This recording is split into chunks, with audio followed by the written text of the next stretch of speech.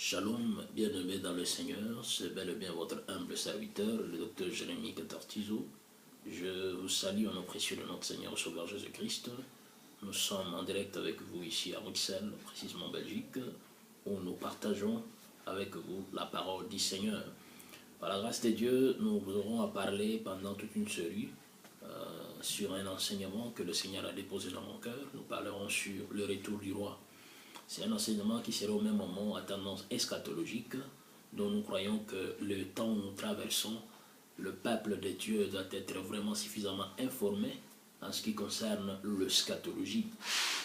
En guise d'introduction, j'aimerais tout simplement dire au bien-aimé dans le Seigneur que la parole de Dieu, la Bible en réalité, contient que la parole de Dieu. Et cette parole n'est pas comprise simplement par la simple lecture des Écritures. Par plusieurs pensent qu'en lisant simplement les Écritures, ils peuvent sonder la pensée de Dieu. Or, Dieu se cache derrière les Écritures. C'est ce que nous disons, les lions déchirés, c'est alors que nous trouvons le miel à l'intérieur du lion. Donc, le lion déchiré, c'est ça les Écritures qui doivent être déchirées afin que nous puissions trouver en elles la vie. Car la lettre tue. Mais celle qui donne la vie, c'est la parole, la vie qui est cachée derrière la lettre, l'esprit. Et je me suis posé tant de questions. Vous remarquerez que dans le livre de Genèse, quand l'homme a péché, la Bible déclare que les yeux de l'un de l'autre s'ouvrirent. Or, en réalité, nous le savons, toi tout comme moi, que l'homme n'a pas été créé aveugle. C'était pour autant dire l'homme a perdu l'œil de Dieu. L'homme ne voyait plus comme Dieu. Aujourd'hui, les autres veulent voir la pensée de Dieu au travers le lunette théologique. Or, cependant, nous croyons que personne ne peut sonder la profondeur du Père, si ce n'est qu'au travers le Fils. Car c'est le Fils qui a révélé la divinité, qui a révélé la face cachée du Père. Car le Père est dans le Fils. Le Fils dont je parle, comme vous le savez bel et bien, c'est notre Seigneur Jésus-Christ. Voilà pourquoi nous croyons qu'il y a une écriture dans la Bible, ou une histoire d'un aveugle. Cet aveugle, pour recouvrir la vie, devrait rencontrer le Créateur. Quand il rencontre le Seigneur Jésus, la Bible déclare que le Seigneur, au travers de sa main, il prendra la poussière de la terre et il va le mélanger avec de la salive afin de pouvoir le mettre, l'appliquer sur les yeux de l'homme. En réalité, il ne faisait que rétablir la vision authentique, car c'était la même main qui a formé cet homme dans le jardin d'Éden. Et c'est cette même main qui est descendue, le bras de Dieu, afin de pouvoir redonner à l'homme sa vision, que l'homme voie. Or, quand il applique la poussière de la terre avec la salive, nous croyons qu'il utilise les 5 doigts. Voilà pourquoi nous bénissons le Seigneur pour les 5 ministères, qui est là afin de pouvoir faciliter aux gens de voir comme Dieu. Et ce n'est qu'au réservoir de Siloé qui est la parole. Parce qu'en réalité, les 5 doigts ne peuvent que t'envoyer vers le réservoir de Siloé. Quand les 5 doigts ne te montrent pas le chemin du réservoir de Siloé, il faut se poser la question si réellement tu es en face des 5 ministères.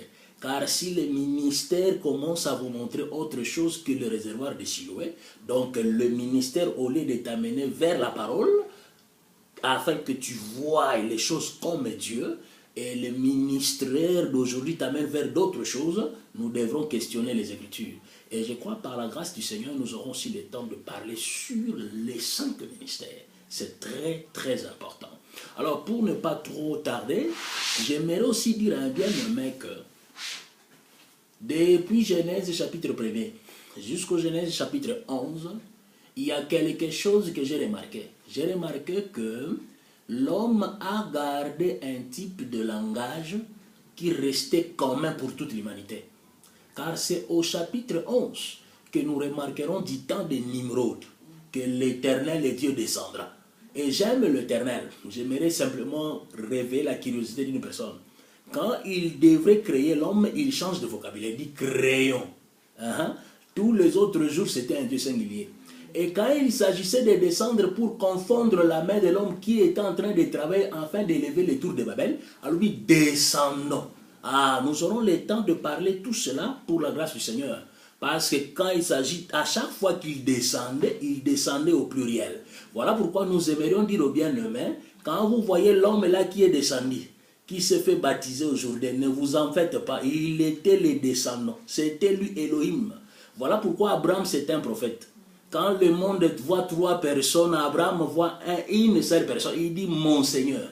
Nous aurons le temps aussi de parler parce qu'aujourd'hui, beaucoup de gens sont aussi dans la poussière et dans la boue de confondre la divinité de Dieu. C'est très très important. Voilà pourquoi je dis c'est question de l'œil.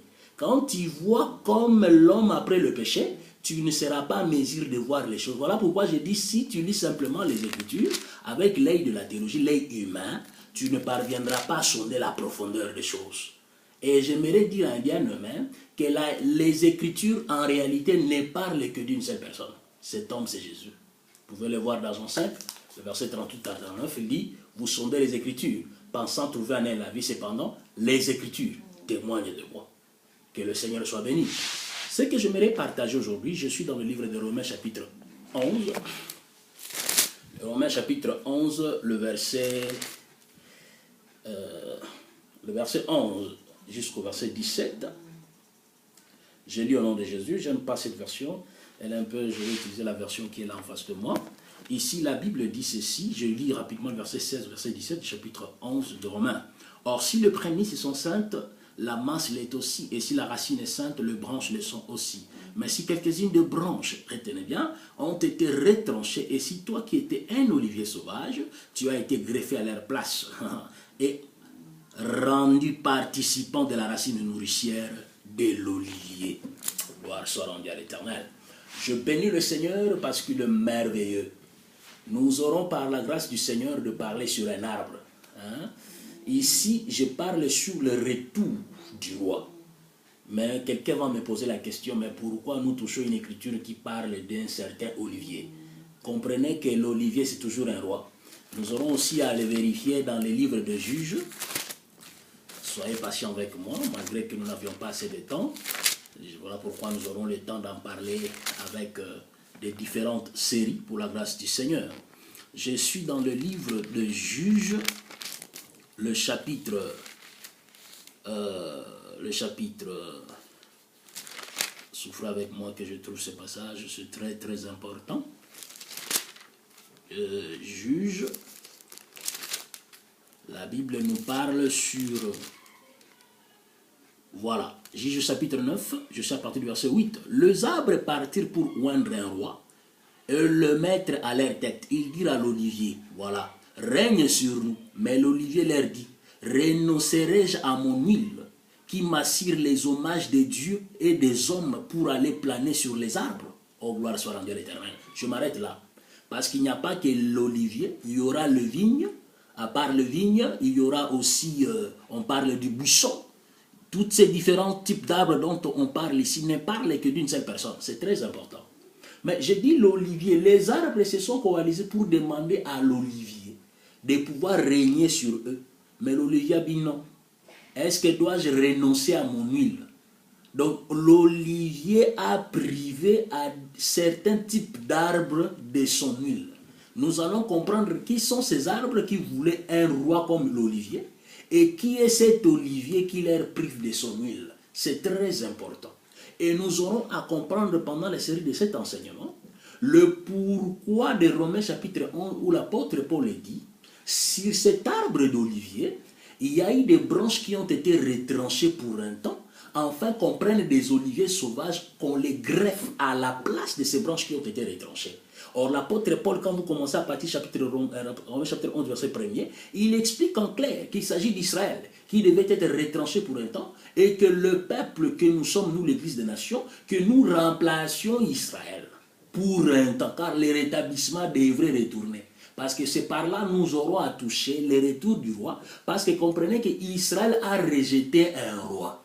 Le roi qu'Israël avait rejeté, c'était leur Dieu. Là, nous allons le voir dans 1 Samuel, je crois, le chapitre 8. Quand ils vont réclamer un roi, l'Éternel qui dit à son serviteur, le prophète Samuel, ce n'est pas toi qui le rejettes, c'est moi qui le rejette. C'est un acte prophétique. Depuis tout ce temps-là, cela expliquait la suspension. Israël a rejeté son roi et c'était le moment où l'olivier les a quittés. pendant l'olivier est allé trouver d'autres branches. Mais pendant que vous voyez les arbres réclamés, ça c'est la période où Israël a l'absence de l'huile.